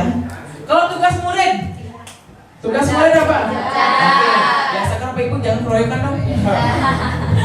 Oke. Belajar dan mematuhi peraturan sekolah. Oke, belajar dan mematuhi aturan sekolah. Oke, aturan apa keyakinan Bu Meta? Kalau di kelas mungkin keyakinan kelas ya. Oke, kalau di sekolah kan juga bisa diterapkan keyakinan kan? Oke, mari kita sama-sama mengubah peraturan itu menjadi keyakinan. Oke, luar biasa. Oke, Pak Bulan nampaknya udah gatel mulutnya ya, pengen ngomong gitu. Nggak saya kasih kesempatan nih saya. Bahasa keyakinan itu mungkin anak-anak belum kesana gitu. Kalau kesepakatan gimana salahnya? Kenapa Pak Bulan? Keyakinan sama kesepakatan. Ya, keyakinan dan kesepakatan. Tapi kenapa anak-anak kan masih belum bahasa keyakinan? Oke. Lebih bagus kesepakatan di kelas. Oke. Lebih bagus kesepakatan daripada keyakinan karena anak-anak bingung apa itu keyakinan. Tugas kita harus menjelaskan apa itu keyakinan. Itu jadinya arahnya Pak Murah. Karena sebelum membuat keyakinan kelas, kita jelaskan dulu apa itu keyakinan kelas. Apa kok nih Bapak ini ngomong guru-guru anak silakan nyusun keyakinan kelas. Stres muridnya apa sih tawangnya? Keyakinan aja belum tahu gitu. Nah, itulah tugas kita di awal sebelum membuat keyakinan kelas, kita sampaikan dulu apa itu keyakinan kelas, tujuannya apa, manfaatnya apa. Nah, nanti dari apa yang disampaikan masukan-masukan dari teman-teman, dari anak-anak gitu, baru kita jadikan itu sebuah kesepakatan. Pak Murah, bisa? Oke, sip. Ada lagi Bapak Ibu? Nah, oke, lanjut berarti apa yang Bapak Ibu lakukan jika murid melanggar keyakinan kelas? Nah, apa yang Bapak Ibu lakukan jika murid melanggar? Tadi kan sudah disampaikan oleh Pak Dewe posisi Bapak Ibu sebagai apa gitu kan? Apa yang dilakukan? Saya minta yang aktif wali kelas rawan dulu ya. Ini super gitu kan? Siapa yang di sini wali kelas rawan dan super duper. Bu Heli, gimana? Wali kelas kah? Super duper? Aman. Bu Kadek Suarmini. Oke Bu Kadek, boleh deh Bu Kadek bagi sedikit apa yang Bu Kadek lakukan jika murid Bu Kadek melakukan atau melanggar keyakinan kelas. Boleh dibantu Bapak Ibu. Terima kasih Bu Juni. Yang saya lakukan jika murid melanggar keyakinan kelas, yaitu kembali tadi ya, sebelum kita melakukan keyakinan kelas itu kan pasti ada aturannya, kesepakatannya apa. Nah itu yang saya jalani dulu. Contohnya Bu, contoh realnya. Misalnya ya mulai dihukum Bu Juni, ya mungkin diajak ke bengkel. Nanti selain saya yang memberi hukuman kan pasti guru bengkelnya juga ikut. Ya biar muridnya jerah. Itu aja Bu Juni. Ya. Baik, terima kasih Bu Kade, berikan tepuk tangan untuk Bu Kade. Terima kasih Kade ya.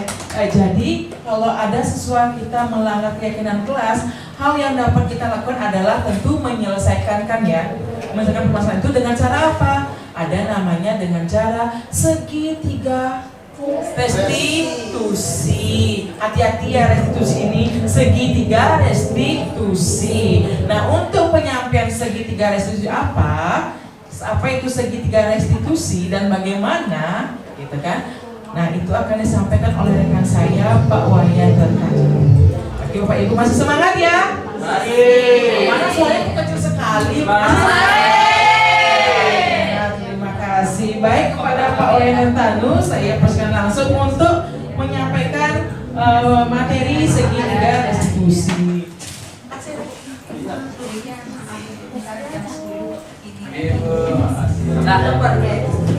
Makasih ya Bu Al. Baik, terima kasih. Semangat pagi. Pagi luar biasa. Baik, perkenalkan diri saya Pak Wayan Retano. Nah, ini materi terakhir biasanya rawan juga, tapi klimaksnya di sini sebenarnya. Nah, klimaksnya di sini. Jadi tadi ada yang budaya positif, 5 kontrol, apa lagi? Keyakinan kelas. Nah, seperti itu. Tapi sebelumnya yuk kita nonton dulu. Jadi kita belajar dari kasus ya. Biar tidak, tadi kan teorinya plek-plek banyak ya. Nah, sekarang ada kasus. Nah, kira-kira kalau ya kita nonton. Dialami siswa SMK di Cisokan Kabupaten Tangerang, Banten. Dia lagi pelakunya adalah Indonesia. Video berdurasi 1 menit 25 detik ini viral di medsos sejak Senin lalu. Usai diperintahkan pusat, seorang oknum guru honorer tiba-tiba marah lalu menendang si murid. Aksi ini terekam kamera smartphone siswa lain yang menyaksikan kejadian. Juga peristiwa itu disebabkan keterlambatan korban masuk kelas. Oke, ini next saja. Oke, ini jadi banyak sekali kalau dicari di YouTube tuh banyak guru yang dilaporkan ke polisi dan jadi tersangka, dan itu memprihatinkan kalau di zaman kita. Nah, makanya ini di guru penggerak dinaikkan biar tidak terjadi hal seperti ini, kesalahpahaman atau miskonsepsi seperti ini. Nah, nanti di akhir nanti kira-kira next slide. Oh iya. Kira-kira apa yang jika Bapak Ibu, nah ini ada pertanyaan. Jika kita seorang guru, apa yang harus semestinya dilakukan jika ada anak-anak kita yang terlambat? Nah, itu salah satu kasus yang sering kita jumpai di sekolah, pasti ada yang terlambat. Nah, nanti di akhir mungkin 1 atau 2 guru bisa memberikan sedikit saran atau langkah dalam penyelesaian kasus. Silakan dilanjut. Segitiga restitusi. Silakan dilanjut. Mengapa restitusi bukan hukuman? Apa perbedaan hukuman dan restitusi? Dari kata restitusi berarti Ada yang tahu restitusi itu apa? Restitution gitu ya. Apa bahasa Inggrisnya? Ada yang tahu asal katanya? Nah, jadi kita memahami kata per kata ya biar nggak, karena kalau penjabaran banyak pasti lupa. Nanti aja keluar ruangan pasti lupa. Gitu. Restitusi apa? Ada Google ya. Jadi bukan, belum ya. Ini ada kata perbaikan, ya. Memperbaiki. Jadi kalau di sini segitiga restitusi, proses menciptakan kondisi peserta didik untuk memperbaiki kesalahannya bukan oleh guru, tapi oleh dirinya sendiri. Makanya tadi ada posisi kontrol, manajer, dan nilai kebajikan yang harus ditanamkan dulu sama si guru. Tidak serta-merta kita kasih ini, anaknya nggak boleh tanpa keyakinan kelas, nggak boleh kita melakukan ini. Kenapa? Belum ada kesepakatan kok kita judgment, sama aja itu posisi menghukum. Makanya kenapa materinya ini terakhir, karena ini langkah-langkah, salah satu langkah mungkin untuk kita action di lapangan, sehingga mereka bisa kembali kepada kelompok mereka dengan karakter yang dibuat. Nah, karakternya ini juga harus diantisipasi. Kalau karakternya anak itu sudah tidak baik, harus dibaikkan dulu baru bisa kita sepakati. Oke. Segitiga restitusi ada 3 langkah, 3 step. Yang pertama adalah menstabilkan identitas. Nanti kita contohkan langsung saja. Yang kedua, validasi kebutuhan, dan yang ketiga, menanyakan keyakinan lagi. Kita langsung saja. Nanti lewat contoh ya, dan langsung diuji coba. Nah, kenapa harus ada segitiga restitusi? Pertama di sini keyakinan kelas paling terakhir. Kenapa? Karena ini sebelum ke restitusi pasti keyakinan kelas. Nah, sebelum melaksanakan segitiga restitusi, kalian harus ngerti posisi-posisi atau teori yang sudah dipaparkan oleh teman-teman hebat saya yang tadi. Yang pertama, kontrol, harus manajer kalau bisa. Kalau belum, teman dan pemantau. Penghukum ya kita kurangi dulu, gitu ya. Terus kebutuhan dasar manusia ada berapa tadi? 5 ya. Jadi kalau kebutuhan dasar dari siswa kita belum terpenuhi, tidak akan bisa kita memasukkan motivasi ke dalam dirinya pasti. Kalau belum makan muel sampai jam 12 malam tak akan bisa masuk, gitu ya. Percuma. Terus ada nilai kebajikan yang harus mereka yakini juga. Yang baik mana, yang tidak baik mana, dipisahkan dulu gitu. Kalau belum tahu kebaikan nggak akan bisa juga kita. Yang terakhir adalah motivasinya. Terkadang yang paling bagus adalah motivasi dari dirinya sendiri. Dia melaksanakan sesuatu biar tidak terlambat. Caranya gimana motivasinya biar saya mendapatkan nilai yang bagus, itu kan motivasi diri. Kalau motivasinya dari stimulus dari guru, tidak akan bisa masuk. Kamu tidak boleh terlambat, kamu tidak boleh begini, tidak ada motivasinya eksternal. Oke, kita lanjut.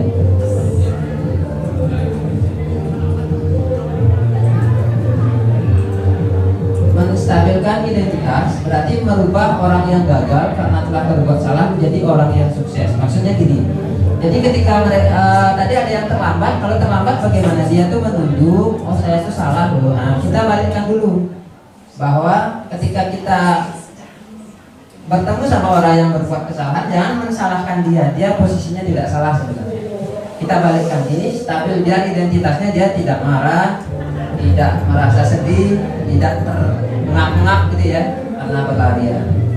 Saat dalam kondisi emosional otak tidak mampu berpikir rasional, kita perlu menstabilkan identitas anak untuk bantu untuk tenang dulu. Dia udah cepet-cepet tadi. Nah, ibunya salah juga langsung. Kamu keyakinan apa yang kamu pahami ya? Salah. Kita harus stabilkan identitasnya dulu. Tenang dulu deh, duduk dulu. Kamu dari mana tadi? Kamu diantar sama siapa? Udah sempat makan atau belum? Jadi kita chemistry-nya biar ada dulu sama si anak. Oke, lanjut. Contohnya menstabilkan identitas seperti ini. Nah, kalau ini sih terlalu baku ya, tapi nanti di dialognya tidak seperti ini. Jadi pertama adalah ketika dia berbuat salah, kita siratkan kata-kata ini. Berbuat salah itu tidak apa-apa, tapi itu tidak langsung, berbuat salah itu tidak apa-apa ya, bukan gitu ya. Ini maksud kalimatnya umum. Kita udah diskusi nanti, Pak saya merasa bersalah Pak, iya Pak juga salah dulu. Kamu terlambat 15 menit, Pak dulu 1 jam lagi terlambat. Oh iya kita sama, chemistry 1 sudah.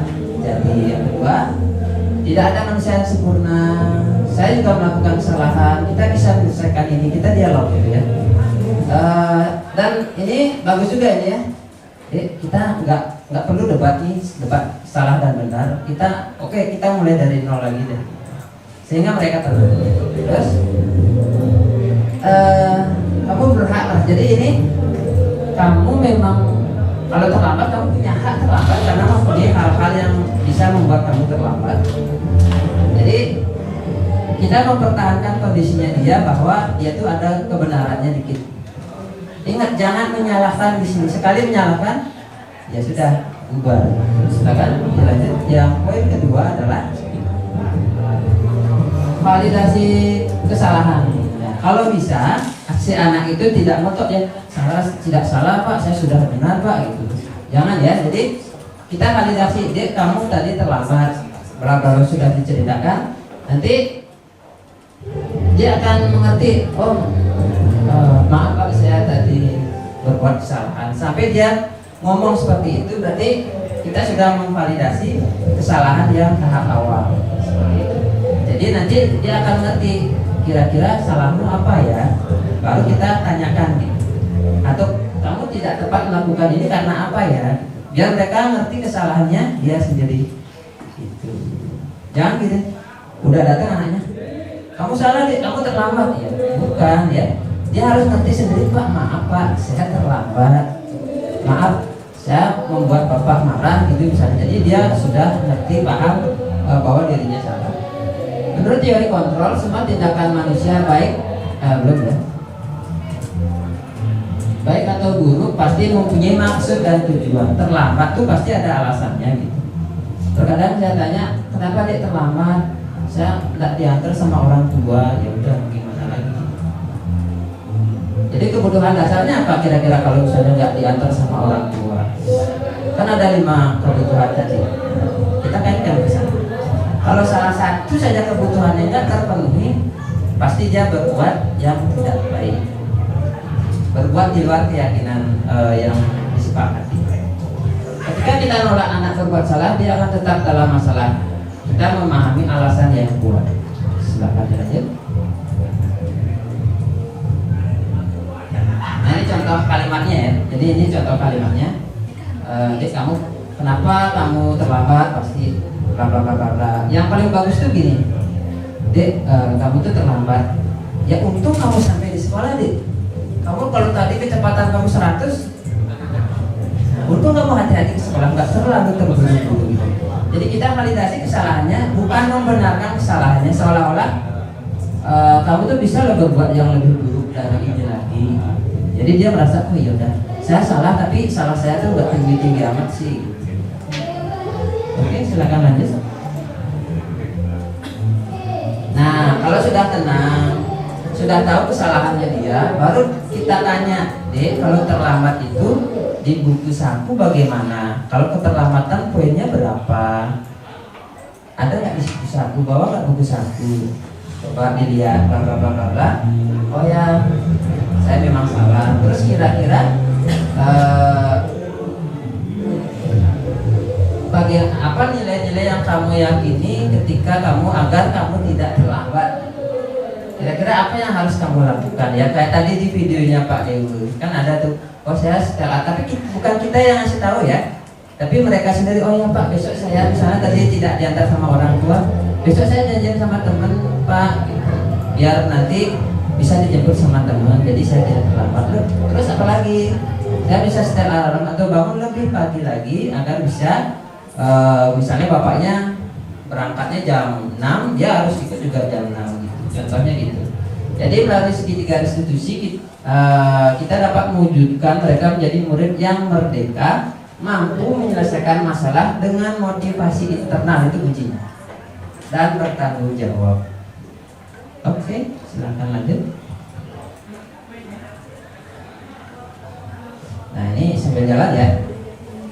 Jadi penting kita pertama kali itu menetapkan keyakinan kelas itu kan sebenarnya kelas. Kita punya keyakinan sekolah. Kita punya keyakinan antar siswa nanti. Jadi kalau siswa bermasalah kita buat aturan-aturan dulu agar hitam di atas putihnya tuh kamu tuh sudah membuat keyakinan sama bapak begini loh. Jadi mereka tuh ngerti. Oh iya. Selanjutnya. Nah kalau penerapannya beberapa ini kemarin keyakinan kelas untuk remedial ya. Tapi sebenarnya saya belum membuat keyakinan kelasnya karena saya langsung restitusi. Gitu. Jadi saya langsung tanyakan, Dik, kenapa kamu tidak mengerjakan tugas? Gimana? Terus chemistry-nya udah dapet. Kamu dari mana? Asalnya di mana? Kamu ngapain di rumah? Dia udah mau terus terang. Saya tanya, oh ya Pak, maaf, saya belum sempat jawab soal. Gitu. Soalnya dapat nggak? Belum. Nah, terus apa masalahnya? Saya bantu kerja orang tua dan lain sebagainya. Oh berarti di rumah dia sibuk. Setelah itu saya sudah Karang Taruna untuk menjadi si ini bidang ini. Oh ya udah. Nah habis itu validasi kesalahannya. Nah nilaimu seperti ini. Kalau di sekolah ada UAS bagaimana? Jadi dia paham. Oh ya validasi tindakannya saya membuat kesalahan. Bahwasanya nilai saya kalau jebol harus di remedial.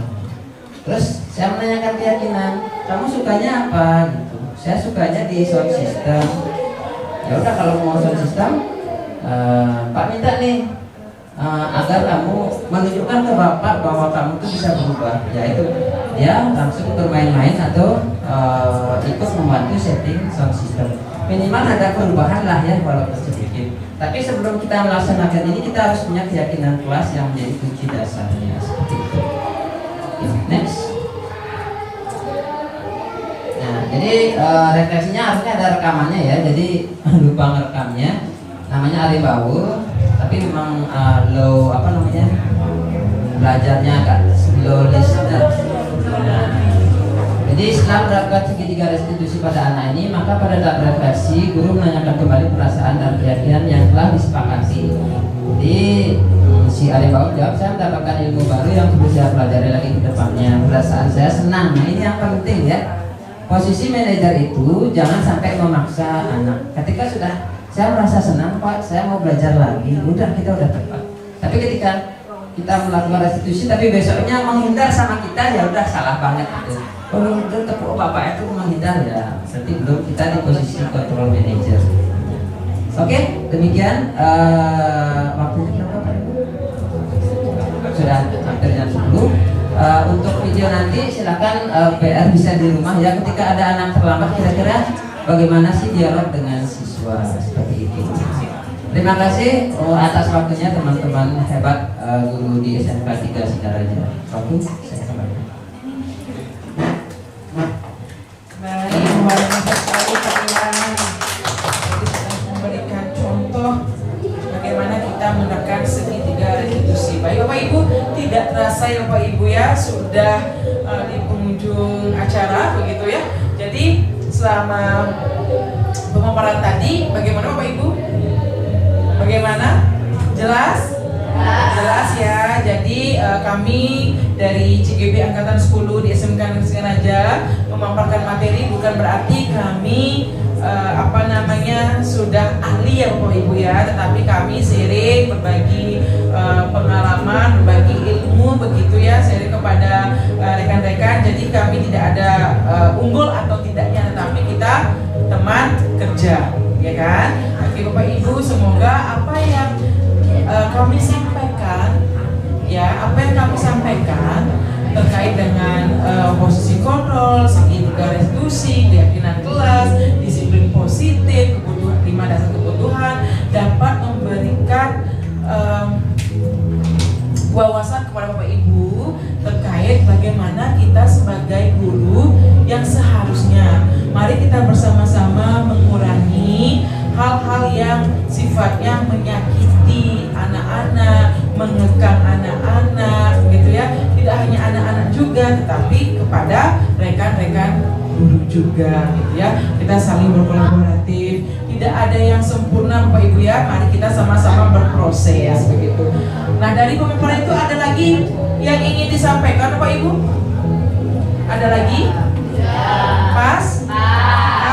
Baik, sebelum kita akhiri saya minta dari Bapak Ibu untuk melakukan refleksi. Nah, refleksi apa sih yang sudah Bapak Ibu dapatkan?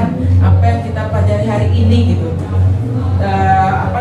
Boleh siapa saja yang ingin menyampaikan refleksi pembelajaran kita hari ini gitu. Nanti itu juga disampaikan kepada anak-anak yang Bapak Ibu ya, diterapkan di kelas.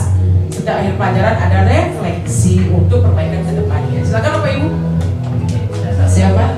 Boleh salah satu aja. Pak Murah. Oke, boleh. Oh, Bu Dani, silakan.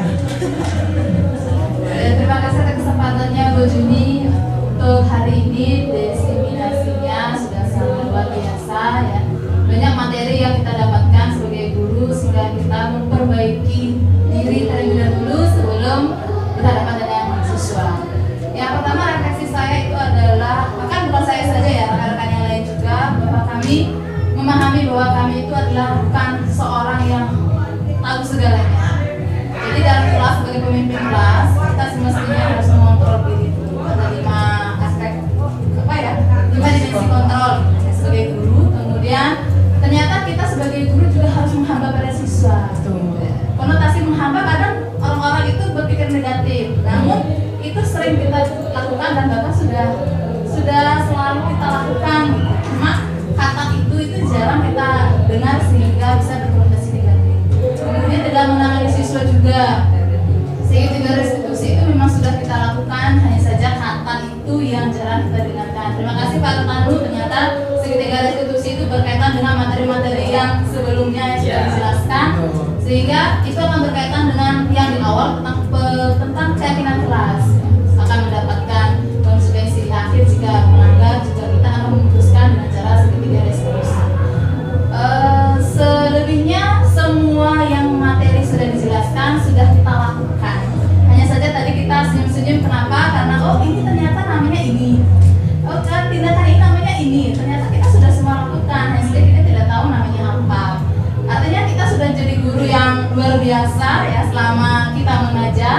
Hanya saja kita meningkatkan kompetensi kita saja di dalam kelas. Terima kasih Bu Jini. Baik, terima kasih Bu Dani, luar biasa. Berikan tepuk tangan buat Bu Dani. Jadi Bu Dani sudah mewakili Bapak Ibu ya semuanya. Betul sekali apa yang disampaikan oleh Bu Dani, bahwa selama ini kita tidak pernah menyadari bahwa apa yang sudah kita lakukan itu ternyata sekarang dibahas ya Bapak Ibu ya. Baru tahu namanya gitu ya. Tentu kita sudah melaksanakannya itu jauh-jauh sebelumnya gitu Bapak Ibu ya. Baik Bapak Ibu, jadi sebelum kita menggerakkan, mari kita bergerak dan gerakkan diri sendiri dulu sebelum menggerakkan. Jadi dan kebetulan Bapak Ibu guru di sini adalah Bapak guru calon guru penggerak juga ya. Semoga nantinya apa yang kami sampaikan dapat menjadi sebuah awal yang baik buat Bapak Ibu ya. Semangat buat kita semua Bapak Ibu. Mari kita bergerak, menggerakkan, luar biasa. Jadi akhir kata saya ucapkan terima kasih buat Bapak Ibu guru hebat yang sudah senantiasa mendengarkan pemaparan kami dan semangat partisipasi aktifnya juga luar biasa.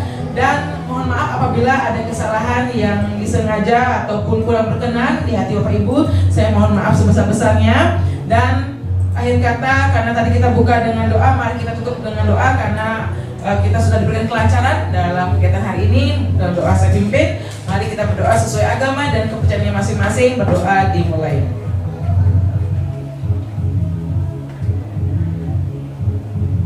Berdoa selesai. Terima kasih Bapak Ibu guru hebat, luar biasa.